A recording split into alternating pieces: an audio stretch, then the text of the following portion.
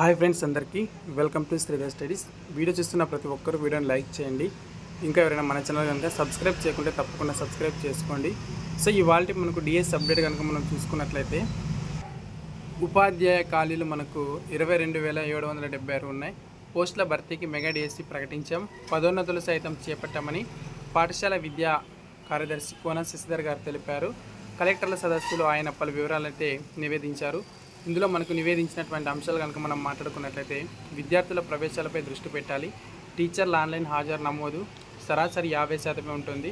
దీన్ని పరిశీలించాలి. చదివే తరగతి స్థాయికి తగిన అభ్యసన సామర్థ్యాలను పిల్లలు సాధించడంపై దృష్టి పెడుతున్నాం. కమ్యూనికేషన్ నైపుణ్యాలతో పాటు ప్రభుత్వ బడుల్లో చదివే విద్యార్థులు పోటీ పరీక్షల్లో ర్యాంకులు సాధించేలా చర్యలు తీసుకుంటున్నాం. టీచర్ పోస్టులు 22,776 ఖాళీలు అయితే ఉన్నాయి. డిఎస్సి నోటిఫికేషన్లో 16,347 పోస్టుల కంటే ఎక్కువ వచ్చే మనకు అవకాశం అయితే కనిపిస్తుంది.